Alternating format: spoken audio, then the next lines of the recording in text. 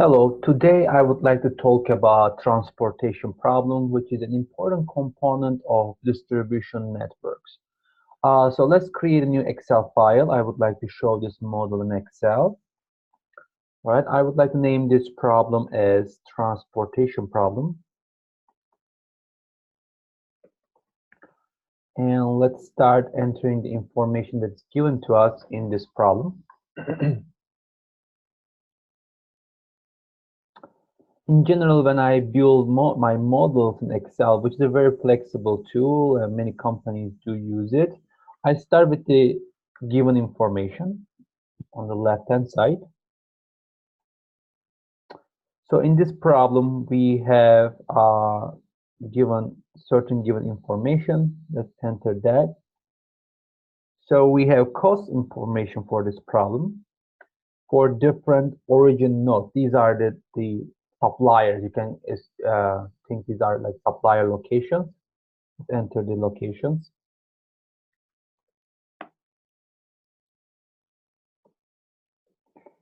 Right.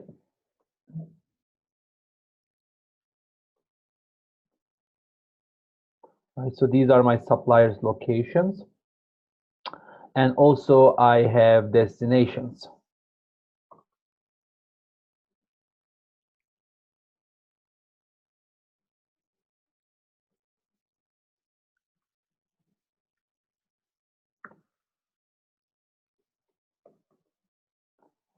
Okay, I'm entering the destinations here. And in this problem, I have 3 origins and 3 destinations. All right, so these are my destinations. And these are my origins. And for each of these destinations, maybe I can name them here, destinations.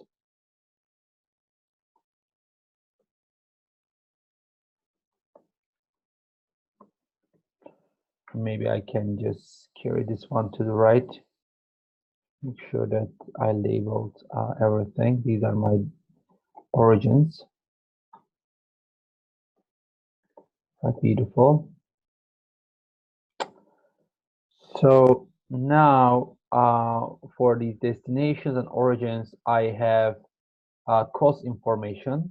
For example, if I send a product from Des Moines to Albuquerque, I have to spend $5. And again, these numbers can change based on the problem, and the locations of the destinations could change as well. $4, $3, $8, $4, $3, $9, $7, and $5. So these are cost information. Again, these are dollars per unit. And I have certain demand from these destinations given to me. I need to send at least 300 units to Albuquerque, 200 units to Boston, and 200 units to Cleveland. And at the same time, my origins or suppliers have certain supply constraints. So at most, I can supply 250 products from Des Moines, 300 from Evansville, and 300 from Fort Lauderdale. Again, these are not dollars, these are quantities. Beautiful. Again, it's important to understand the context. In this case, at least, which means that at least I need to send this many units to these destinations. And these are at most, because at most I can supply 250 from Des Moines, for example. And these, again, at most, at least, it should be given the context to you. Are beautiful. So now, based on these numbers, I can build my model.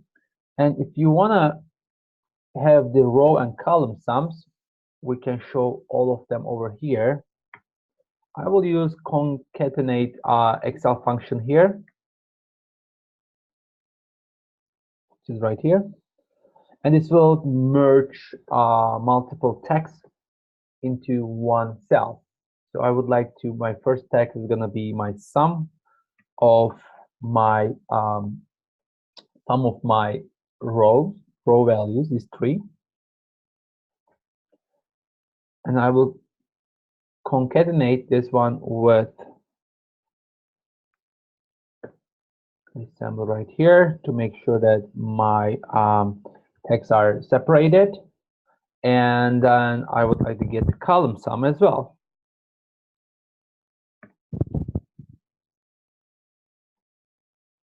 Beautiful. So now you can see that my row sum is 700. So I have to send at least 700 units to these destinations.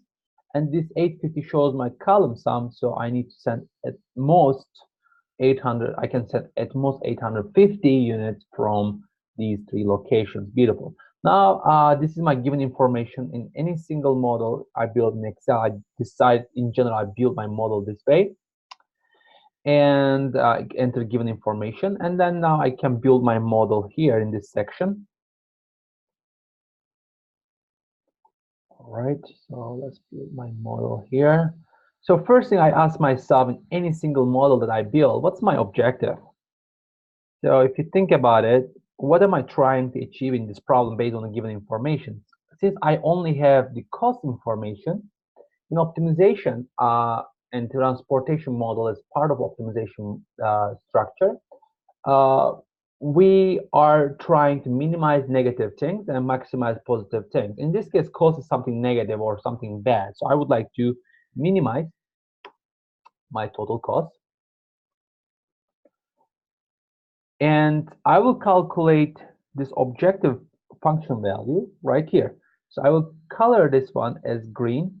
So far, I don't know the value of this cell, but this is my objective. So this is where I'm going to calculate my objective, which is total cost. And I would like to minimize the value of this function right here. Okay. All right. So now this is my objective. Second question I ask myself is, what am I trying to decide here? Or in other words, decision variables. So in this model, I'm trying to really decide the shipments between the origins and destinations. So what I'm gonna do is copy this origins somewhere right here, and then I put my destinations as well right here. So the area over here, this 3 by 3, which is 9 cells, these are my decision variables. So I like to color them differently. So I color them yellow. So these are my decision variables. Let's insert a comment here. These are my decision variables. Again, I have no idea about these values, but I'm going to use an optimization software package, which is Excel Solver. So Excel Solver will calculate them for me. No, calculate them for me. Calculate them for me. Beautiful. All right. So when in exam, you may be confused, like where there's no formula, no value here, because again, these values are going to be calculated by Excel Solver. All right. So now, based on these values, I can calculate my objective function value, because the more I send products from original destinations, as you can guess, I will spend more money. So, for example, let's put a number here for fun. Let's say if I send 1 unit from Evansville to Albuquerque, I know that the cost of that 1 unit is going to be $8. So if I multiply this coefficient with the decision variable, which is the shipments, I can label them here shipments. That's going to be my shipments.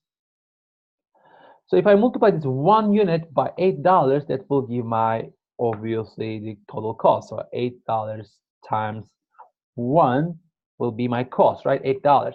So imagine that I'm not only sending 1 unit from Evansville, and also let's say I sent 2 units from Fort Lauderdale to Boston. So I know per unit I have spent $7. So if I'm sending 2 units, 7 times 2, which is gonna be $14 more cost. So I could just do coefficient $7 per unit times I sent 2 units from Fort Lauderdale to Boston. So that would give me additional $14. So 7 times 2, 14 plus 8, $22, as you see here. So if you want to just make sure that you are clear on what's happening here, again, these are my from values, shipments from, and these are the to values, shipments to. Perfect. So of course, I don't want to calculate one by one because I may have like hundreds of origin nodes for Amazon. Imagine you have so many suppliers, you have so many distribution centers, and so many houses, and so on. And I will have so many destinations. So instead of doing one by one multiplication here, which doesn't make any sense in terms of typing them, it will take so much time. What I can do is use an exact built-in function, which is some product. So if I use some product, this is array function, I need to use first array, which is right here. I would like to multiply these coefficients by one of these decision variables. So I just highlight these coefficients, comma, and I would like to multiply those values with their corresponding decision variables. So if I do this, it will give me exact same result, right? But if I change my productions, and again, I can put whatever number I want, then my cost calculation will be updated. Again, I have no idea about these yellow cells, but these yellow cells will be calculated by solver, and then that will update my objective function value. Perfect. So in an optimization model, you have an objective function, and then you have decision variables that you have no idea, you are curious about, and also finally you have 3 components. The third component is your constraints, and constraints are the things that are regulating your decision variables. For example, in this case, I cannot send infinite number of products from Des Moines because it has capacity of 250, or I cannot just send 100 units to Albuquerque because I need at least 300 units from that location. So these are the types of things that are regulating your decision variables values, these yellow cell values, so that will help you to calculate your objective function value. So let me just put my constraints, which are the third component. And in constraints itself, I have 3 subcomponents of a constraint. So I have left-hand side values, and I have right-hand side values, and I have relationships, okay? So what I would like to do is here, I would like to put my left-hand side values versus relationship. In other words, I will have my right-hand side values. Again, the left-hand side values are gonna be the ones that you calculate. You calculate these ones. Calculate these ones. And then relationship you will define based on the context. And then you will have right-hand side values. These values should be given to you. All right, beautiful. So what am I gonna do with these? For example, in this case, I have supply constraint. So I know that my supply constraints are given in my given section. I can maximum supply 250 units from Des Moines. So that's why it's my right-hand side value. That's the maximum I can supply at most. And then 300 units from Evansville. And if you don't want to just reference that way, you could just drag it down by this way. So as you see, from Fort Lauderdale, I can supply at most 300 units. So these are my right-hand side values. So the left-hand side values are how much do I really ship from those locations. So those values are going to be calculated in the given section. So if I had a row sum here, I know there is no value here, but there will be. These 3 cells, 1, 2, 3, it will tell me overall how many units of products am I supplying from Des Moines to Albuquerque plus Boston plus Cleveland, right? Okay, beautiful. So currently 0, but there will be values. Again, I can drag it down to get the row sums here as well. Beautiful. These are my this is my first set of constraints, which is supply constraint, because these are related to your supply constraint. Okay. So I know that calculations here, left-hand side values, cannot be greater. So in other words, it has to be less than or equal to the right-hand side value, because it says at most. I can send at most 250. So again, I will just drag it down. For example, if my model tries to send 500 units from Des Moines to Cleveland, oh, my optimization model will say, you know what, that's not feasible, because the right hand side value is only 250. You cannot send with 500 because I don't have enough capacity, so this is an infeasible solution. But it could give me 100 because 100 is less than or equal to 250. All right, beautiful. So I have another set of constraints here, which are my demand constraints. So let's put the demand constraints here as well. All right, so again, I have left-hand side versus right-hand side values. Let me just copy here those values. All right, I will just paste spatial, and then I will just transpose. I don't want to just type it. All right, left-hand side versus right-hand side. So again, left-hand side values should be calculated. In this case, again, sum function, this time column sum, which number of units goes to Albuquerque. Okay, and I can just drag it right. This is going to be giving me column sums. Beautiful. And the relationships this time, I want them to be at least. So I need to supply at least that much. So that's why, since it's at least, it has to be greater than or equal to. My left-hand side values have to be greater than or equal to right-hand side values, which are given to me here. 300 demand from Albuquerque at least, Boston 200, and Cleveland 200 as well. All right, I reference this value. So basically, I'm done with my structure of my model. Let me just color my constraints something reddish, because these are something that regulates my model. Again, my objective is minimize total cost. Green cell, yellow cells. I'm curious about these values. Those are my these are my decision variables, and solver will calculate them for me. And I have my right-hand side values. In this case, these values are these are my constraints, sorry, the third component, and they are regulating my system, less than or equal to constraint or greater than or equal to constraint. So once you have this, basically what you can do is, let me just try to remove this one somewhere here. So now what I would like to do is run my model. To be able to run your model under data tab, you should have solver. I know if you haven't used solver before, you won't have these values. So that this tool. So if you want to edit, you click on File, and then under File you have Options, and you click on Options, you will see Add-ins, and once you click on Add-ins, you will see here Analysis Tool Pack. You click on that, and then click Go, and then use here, make sure that the Solver add-in is checked. Once this is checked, you can click OK.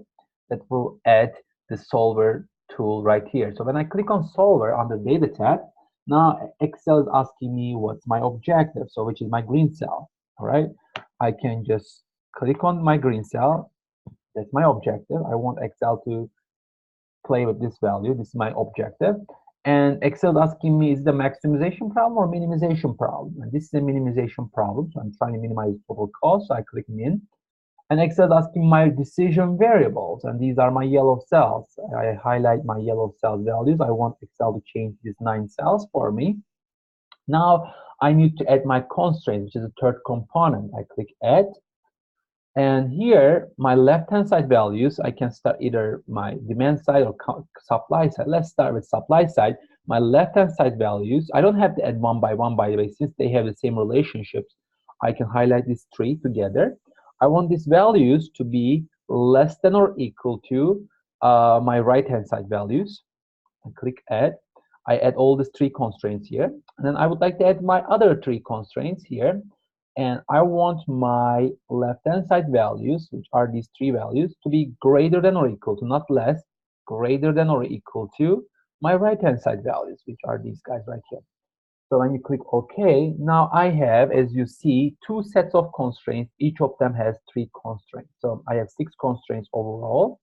And you make sure that this box is checked, because this makes sure that your decision variables, in this case yellow cells, cannot be negative. If you don't tell Excel, Excel may try to give a negative value here so that it can give a bigger number in another cell. But as you know, you cannot send negative number of products. So to eliminate that possibility, you click over here. And in this class, we only use linear programming. That's why we choose simplex LP, which is linear programming. That means that your objective function is a linear function, which is a linear function, and your constraints are linear function as well. So I'm done with this model. I can click solve. All right, so it looks like there's a problem here, which is okay. You can always try to figure out what the problem is. So I would like you to think about what the problem is, and next video I will show you what the problem is. And again, having problems is a part of business analytics and supply chain management. You will build models and have errors, and you should be able to fix those. Let's think about it. I will continue next presentation with this problem.